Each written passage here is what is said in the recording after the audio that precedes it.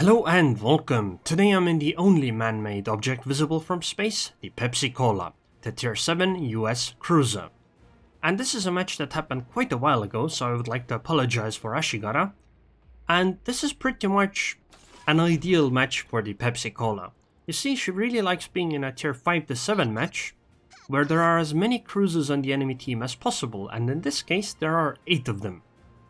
The two strengths of the Pensacola are her magical AP that penetrates really well at really good angles, and her really good rudder shift and, turning circle, which means that she is very maneuverable. So she really likes fighting cruisers. But everything else on her is pretty much a weakness. She has incredibly poor concealment, 15.2 kilometers. You can get better concealment on many battleships. A North Carolina can get much better concealment than a Pensacola. And as a result, you really don't want to fight battleships, at least not at long range. And you don't want to be up-tiered because while your AP is magical, well, higher tier ships still have better armor and you're less likely to pen them, etc. So you don't really want to get into those matches either. So I would say that this ship excels more in tier 5 to 7 than, other tier 7 cruisers would, I guess, or other ships at their tiers. Speaking of the magical AP, this Nuremberg is trying to be cheeky, so let's teach her a lesson about US AP. She is slightly angled and I fire a full broadside. She was almost full HP, and she took 19,000 damage from that, 4 citadel hits. And I imagine if she had had more HP, she would have taken quite a lot more damage there, because US cruiser AP is just magical. It does extend to ships like the Des Moines as well, but again, because ships at those tiers have more armor and all that stuff, it's not as effective, or at least not as big of a deal. Because, for instance, a New Orleans actually can citadel a North Carolina at 11 kilometers. I've personally done that, or, in a game. Which means that she is very deadly to battleships, and if you're fighting a battleship at close range as a US cruiser, just point your nose towards them and try to just citadel them with AP. And if that doesn't work, then just fire at the upper belt area of those ships, because that usually tends to deal a lot of damage. So, enough about that. This is a match on the map Trident, like I said, and I think I said. And the enemy team has actually kept the A and C caps, but we are pushing into the A cap, and I think we're going to take it because pretty much everybody on our team is actually at the A cap. If you look at the minimap, there's only one ship that's on the other side of the map. Actually, maybe 2. I don't know if that one guy counts. And the enemies are actually spread out, which means that we have better concentration of firepower. Basically, it means that, the guy that's at E9, and the battleship, cruiser, and the battleship being at D9, they don't have any targets to fire at, which means that they aren't outputting any damage. And as a result, I think we hold a slight advantage in this fight at the A cap, because there obviously cannot be as many enemies here as there are our ships. However, we are behind in points. While we have only lost 2 ships and they have lost 4, well, they are still in the points lead. Luckily, nobody has kept B yet, so they haven't ticked as far ahead. And the nice thing is, because this is a match that's almost fully dominated by cruisers, I can just freely go forwards. Yes, I'll be detected, but because they don't have as many battleships, I'm not going to get suddenly deleted. I mean, I might be, but it's a lot less likely than a usual match. Because actually, against other US cruisers, I'm still very vulnerable. Because that magical AP works on this Pepsi armor just as well as it does on, all the other armors. But then again, there's only an Omaha and an Atlanta around here, so I should be alright, I think. The Fractor. And that Atlanta is going to find out just how deadly US AP can be very soon. Like, look at her angle, that's a very good angle. But yet only one of those shells actually bounced from this kind of an angle while firing. And I actually even overpen from here, with AP at 11 kilometers.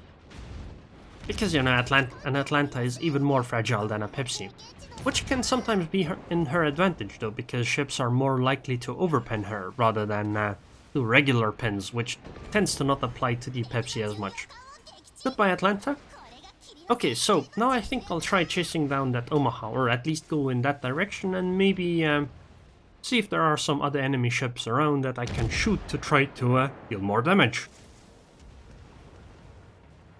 I already have 7 Citadel hits and 3 kills, so if I could get 2 more kills, that would be golden.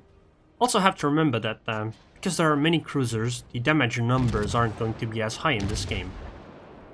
And, you know, I said in chat earlier if one of their battleships is AFK, and it appears that their New Mexico actually is AFK, unfortunately.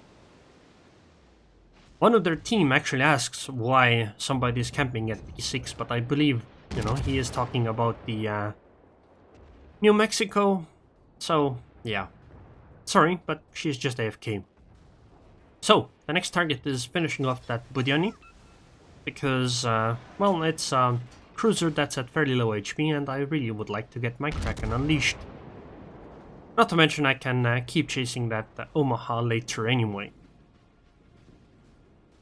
So, the main thing that I hope just now is that the New Mexico doesn't suddenly come back and one-shot me. Okay, so that's a Kirov, and I think, correct me if I'm wrong, but I think our Hia is actually firing HE at that Kirov. Let's see. I mean, I'll be firing at her anyway. I'll be obviously firing AP, although maybe that's not actually the best choice. Yep, the Hia is firing HE. At this kind of range against the Kirov, and he somehow still hit way too far ahead. It's a mystery.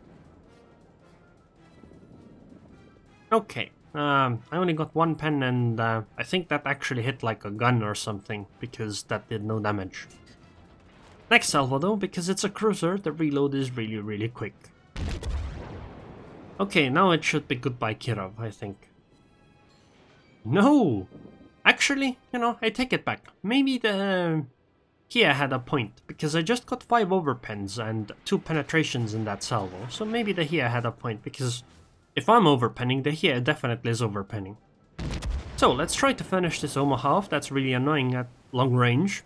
And, you know, if the New Mexico doesn't delete me, what I think I'll try to do is, if I can kill the Omaha, is, I think I might actually ram the New Mexico. Okay, come on AP, finish the Omaha, and then I can ram the New Mexico. You see, the reason is that if I get the new Omaha kill, which I just did, because I have, you know, played this match before, I have 4 kills now, and if I ram this New Mexico, I will 100% get a Kraken unleashed. Nobody can kill steal this from me. If I stay around to keep shooting, I might not get the kill, because that Königsberg might get the kill already here or something. But because I rammed, you know, all of my ship's HP is dealt as damage, that was an instant kill, and that puts me at 5 kills in this match. So I noticed that one of the Atlantas was AFK, and I fired at her. So I told this Königsberg that the Atlanta named Scharnhorst 22 is there. And let's look at what this Königsberg does. Okay, he's not paying any attention. I'm telling him in chat, in caps lock, to look behind himself. Because there is an Atlanta there, and we eventually need to kill it because there are only 2 enemy ships left, one of the battleships and this Atlanta. The Königsberg is still not looking, or at least if he is looking, he is not turning the right way to point his guns at the Atlanta. Look at the chat, yes, I'm mad, real mad. Oh my god. And he is turning in a way where he can neutralize his back guns for the longest amount of time possible. Okay, he finally fired 1 HE salvo. It did almost nothing at all. Second one. Well, I say salvo, but it's actually 1 turret only firing, because he turned his ship in the worst way possible. And he keeps turning in the worst way possible. Oh my god. What the hell? Wow. This is incredible. This is absolutely incredible. And this wasn't on PTS or anything, this wasn't on the live servers. And he finally uses his back guns. That's incredible. That's incredible. I don't really mean to, make fun of him in that sense, but honestly, if you're at tier 5, you should have understood this much already, It's like the basics of the game. But that Atlanta finally gone, and there is only a 6000 HP Kirishima left. Which should be going away right about now. Or not yet. Oh, goodbye shores. But also goodbye Kirishima. What an excellent game for me. Because this was the ideal type of match for the Pepsi. This is the type of match that if you play as a Pepsi, you actually have a lot of fun, because the ship really feels good in this kind of match.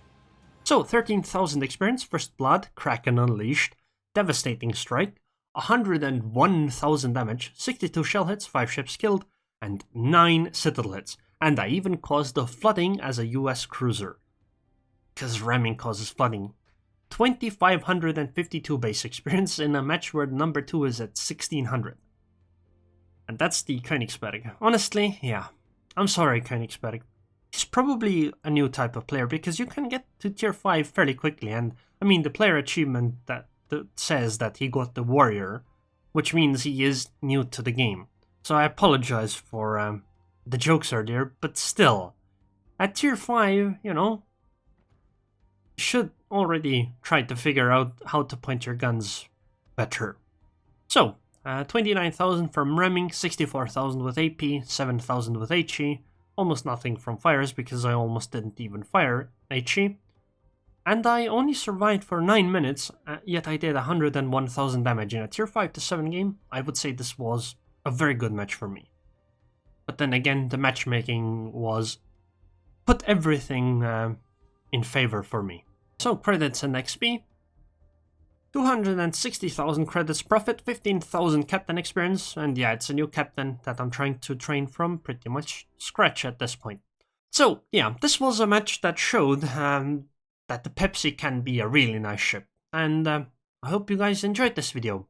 If you liked it, then like it. If you disliked it, then dislike it. And I would like to thank the patrons on Patreon now. Thank you very much for your continued support, ELR, and I hope I see you guys next time.